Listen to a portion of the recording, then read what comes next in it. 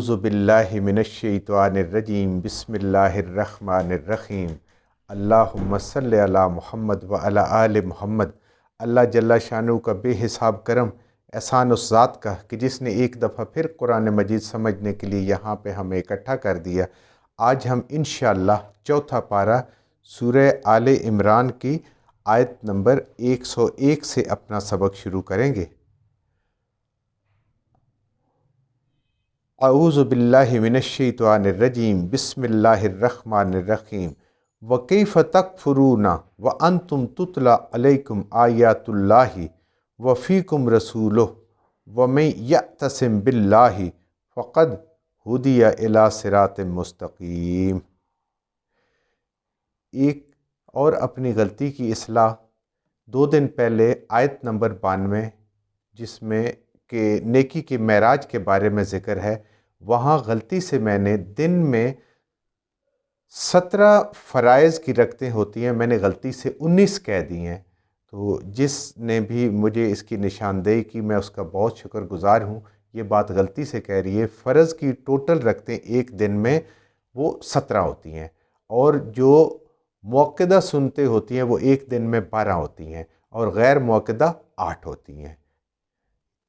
وہ اپنی غلطی کی پہلے میں اپنی اصلاح کرتا ہوں، اس پہ معذرت بھی کرتا ہوں، اور جنہوں نے اس کی نشاندہی کی ان کا شکریہ بھی ادا کرتا ہوں۔ اللہ تعالیٰ ان کو جزائے خیر عطا فرمائے۔ اعوذ باللہ من الشیطان الرجیم بسم اللہ الرحمن الرحیم وکیف تکفرون، اور اے ایمان والو تم کیسے انکار کر سکتے ہو۔ پچھلی آیت میں ہم نے پڑھا تھا نا کہ یہود کا، بنی اسرائیل کا ایک گروہ ہے جو چاہتا ہے کہ آپ ایمان سے لوٹ جائیں، اور یہ جو نعمت ایمان آپ کو ملی ہے آپ دوبارہ کفر کی طرف لوٹ جائیں۔ ان کی پوری کوشش ہے، وہ پورا اس کا پراپوگنڈا بھی کر رہے ہیں، کوشش بھی کر رہے ہیں، اور اپنی کتاب جو تحریف شدہ اس میں سے ان کو بہت ساری غلط چیزیں بھی بتا رہے ہیں۔ تو اللہ فرما رہے ہیں فَكَيْفَ تَكْفُرُونَ بِاللَّهِ فَكَيْفَ تَكْفُرُونَ، اے ایمان والو، اے مومنو، تم کیسے کفر کر سکتے ہو، تم دوبارہ کفر کی طرف کیسے لوٹ سکتے ہو۔ وَأَنْتُمْ تُتْلَى عَلَيْكُمْ آیات اللہ، تمہارے اوپر تو اللہ کی آیات یعنی کہ اس قرآن کو پڑھا جاتا ہے، سمجھایا جاتا ہے، اور اس کے اوپر تمہارا ایمان ہے کہ یہ اللہ کی طرف سے اور اس کا ہر حکم سچا ہے۔ وَفِيكُمْ رَسُولُهُ، اور تمہارے اندر رسول کریم صلی اللہ علیہ وآلہ وسلم موجود ہے۔ اوس اور خزرج کے جو قبیلے تھے یہ پڑھے لکھے نہیں تھے، ان پڑھ لوگ تھے۔ نبی کریم صلی اللہ علیہ وآلہ وسلم جب مدینہ تشریف لائے تو یہ مسلمان ہو گئے، لیکن ان کو یہ پتہ تھا، پہلے بھی یہ یہود علماء کے پاس جاتے تھے اپنے مختلف مسائل پوچھنے کے لیے، ان کی عقل مندی پہ، ان کے علم کی وجہ سے، تو کافی اثر و رسوخ تھا ان کے اوپر۔ تو اب یہ ایمان لے آئے تھے لیکن علم ابھی ان کے پاس نہیں تھا، صرف کلمہ پڑا ہوا تھا، تو ان کو وہ بہلاتے تھے، پھسلاتے تھے کہ آپ لوگ تو بڑے غلط کام میں پھنس گئے ہیں، پہلے آپ بالکل ٹھیک تھے۔ یعنی دیکھیں اہل کتاب آگے مزید اس کو اللہ تعالیٰ کی ذات کھول کے بیان فرمائے گی کہ اہل کتاب یہاں تک کہتے تھے کہ تم جو مشرک ہو، مشرک رہو تو وہ بہتر ہے اس سے کہ تم مسلمان ہو جاؤ۔ تو یہاں پہ ان کو کہا جا رہا ہے کہ تمہیں قرآن بھی پڑھ کے سناتے ہیں، اور اللہ کے نبی خود موجود ہیں، بے نفس نفیس تمہارے اندر جو قرآن تمہیں سمجھا رہے ہیں، تو تم کیسے اس سے منہ پھیر سکتے ہو، اس حقیقت سے، اس سچائی سے۔ وَمَن يَعْتَصِم بِاللَّهِ، اللہ بچنے کا طریقہ بھی بتا رہے ہیں۔ وَمَن يَعْتَصِم، اور جس نے مضبوطی سے پکڑ لیا، جو چمٹ گیا، اور یا جس نے پناہ لے لی، کس کی؟ باللہ، اللہ کی۔ تو اللہ کی پناہ لینی ہے، اللہ سے یہ توفیق مانگنی ہے، اللہ کے حکموں کے ساتھ چمٹ جانا ہے، تو پھر انسان ان سے بچ سکتا ہے جو وہ سازش کر رہے ہیں۔ فقد ہدیہ الی صراط مستقیم، تو بے شک، فقد بے شک، ہدیہ ہدایت مل گئی اس کو، الی صراط مستقیم، بالکل سیدھے راستے پہ، جس نے اللہ کو مضبوطی سے پکڑ لیا۔ اگلی آیت میں اللہ بتائیں گے کہ کیسے پکڑنا ہے، کیا چیز پکڑنی ہے، تو وہ سمجھے کہ اس کو ہدایت مل گئی، اس کے علاوہ اور کسی کے پاس ہدایت نہیں ہے۔ اب اللہ تعالیٰ آگے وہ 3 نکات بیان کر رہے ہیں مسلمانوں کے لیے، وہ 3 جن پہ عمل کرنا ہے۔ یہ امت قیامت تک کے لیے اب مبعوث ہو گئی، نبی کریم صلی اللہ علیہ وسلم آخری نبی ہیں، یہ کتاب آخری کتاب ہے، اور یہ امت آخری امت ہے۔ اب یہ امت قیامت تک کے لیے ہے، تو آگے 3 نکات اللہ نے وضاحت کے ساتھ بیان کر دیے ہیں۔ ان پہ اگر یہ امت چلے گی تو یہ دنیا میں بھی سر بلند رہے گی، دنیا میں بھی اس کی حکومت ہوگی اور آخرت میں بھی یہ کامیاب ہوگی۔ اور جس کے پاس یہ 3 نکات نہیں ہوں گے، جس کا عمل نہیں ہوگا، وہ ڈاواڈول ہے، وہ کبھی ادھر بھی گر سکتا ہے اور ادھر بھی کبھی آ سکتا ہے۔ تو پہلا نکتہ کیا ہے؟ یا ایھا الذین آمنو، اے ایمان والے، اتقوا اللہ، اللہ سے ڈرتے رہو، حق تقاتے ہی، جیسے اس ذات سے ڈرنے کا حق ہے۔ ایسے اللہ سے ڈرنا ہے جیسے اس حق ہے، جتنی اس کی شان ہے، جتنی اس کی عظمت ہے، جتنی وہ غفور الرحیم ہے، جتنا وہ قہار ہے، جتنا وہ جبار ہے، جتنی اس کی صفات ہیں، وہ اپنی صفات کی چوٹی پہ ہے، اس کی عظمت کے حساب سے ہے۔ انسان حق ادا کر، انسان حق تو نہیں ادا کر سکتا، انسان جتنی تیری استطاعت ہے اس کے مطابق اس اللہ سے تو ڈرتا رہے۔ اللہ کا ڈر کیا ہوتا ہے؟ تقوی کیا ہوتا ہے؟ نیکیاں کرنا اور گناہوں سے بچنا۔ کوئی بھی کام آئے سامنے، یہ فیصلہ کرنا میرا رب اس سے راضی ہوگا یا ناراض ہوگا، اس کے مطابق فیصلے کرنا۔ جیسے کہ ڈرنے کا حق ہے، اس سے ڈرنے کا حق ہے۔ وَلَا تَمُوتُنَّ إِلَّا وَأَنْتُمْ مُسْلِمُونَ، اور کبھی بھی تجھے ایمان والے موت نہ آئے کہ تو مسلمانی کی حالت میں ہو، یعنی اس کے بغیر تجھے موت نہ آئے، یعنی زندگی کا کوئی بھی لمحہ تیرا اللہ کے حکم کی خلاف ورزی نہ ہو، کیونکہ موت آتے ہوئے بھی لمحہ ہی لگتا ہے۔ اور اگر اس وقت انسان کسی گناہ میں مبتلا ہوا، کسی کبیرہ گناہ میں مبتلا ہوا، ایمان اس کا کم ہوا، اس سے دور ہوا، اور اسی لمحے موت آ گئی، تو پھر اس کے بچنے کے امکان نہیں ہے، وہ اس پہلے نقطے میں فیل ہو جائے گا۔ یہ وہ انفرادی تربیت تھی جو نبی کریم صلی اللہ علیہ وآلہ وسلم نے اس امت کی فرمائی، اس وقت بھی اور آج بھی اس کی ضرورت ہے کہ ہر ایک انسان کے اندر انفرادی طور پہ اللہ کا اتنا تقوی ہو، اللہ کا اتنا ڈر ہو کہ وہ ہر وقت اللہ سے ڈرتا رہے جیسے کہ اس کا حق ہے۔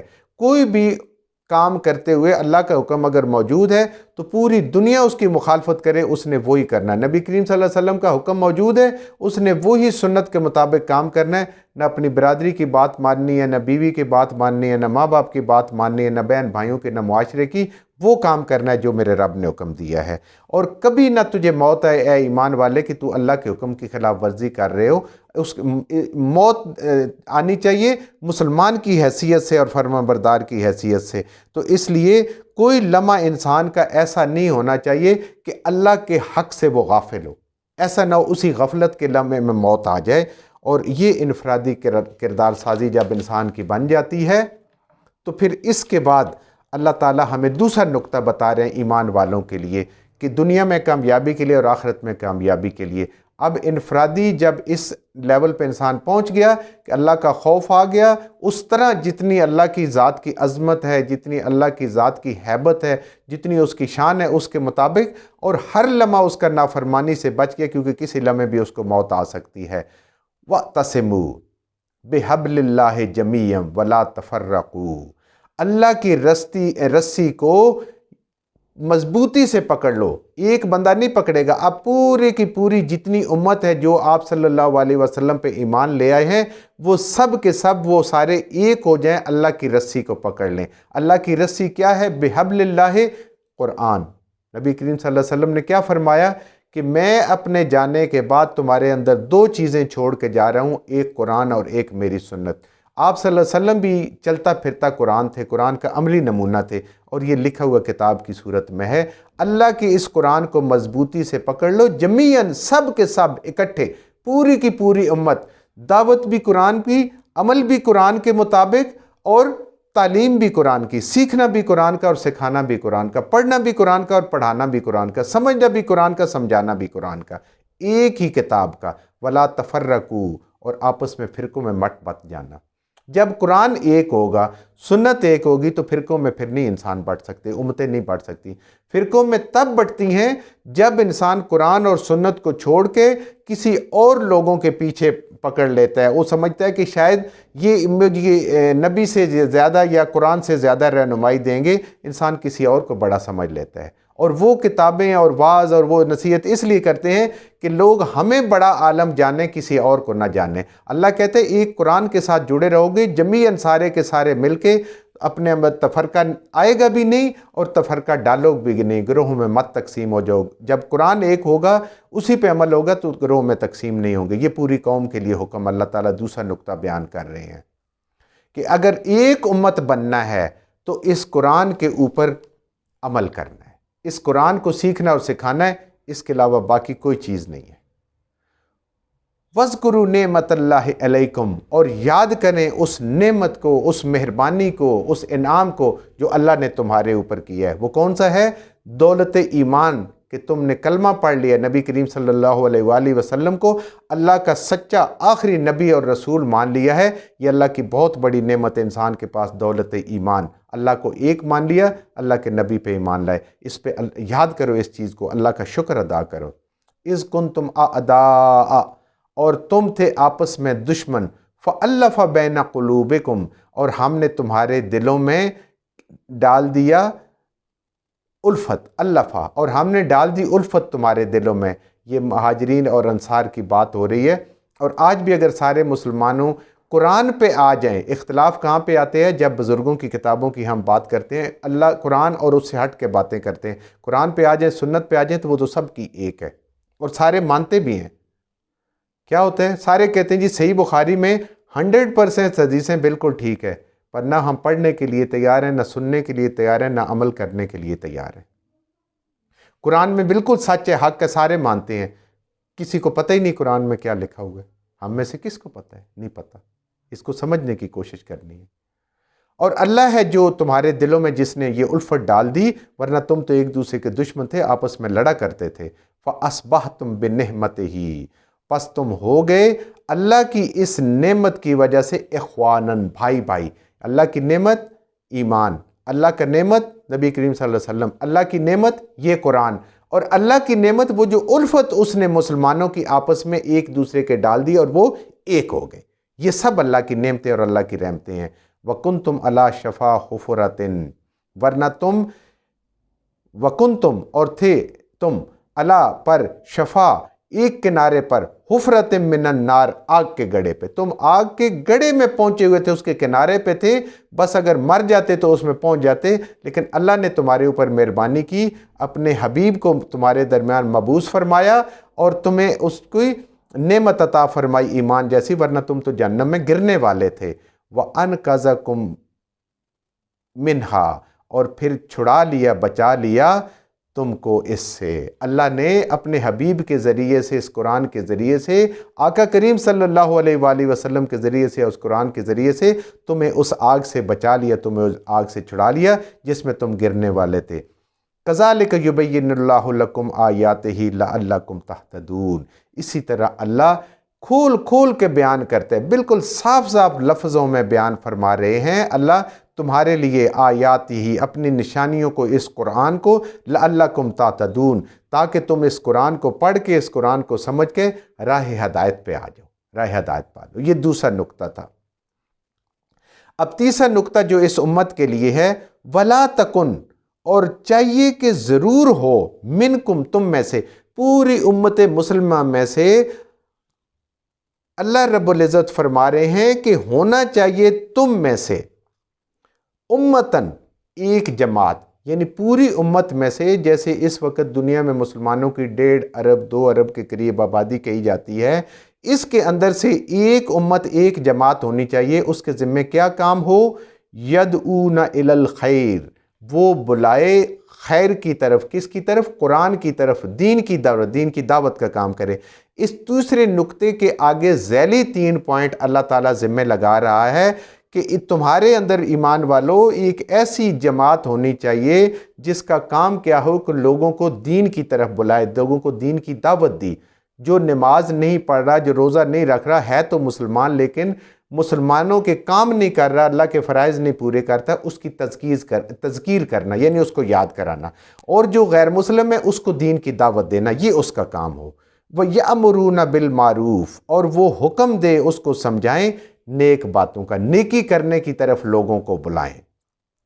وَيَنْهُونَ عَنِ الْمُنْكَرِ، اور وہ گناہوں سے لوگوں کو بچنے کی تلقین کریں، لوگوں کو گناہوں کا بتائیں کہ یہ گناہ ہے، سودی کام گناہ ہے، شراب پینا گناہ ہے، جھوٹ بولنا گناہ ہے، غیبت ہے۔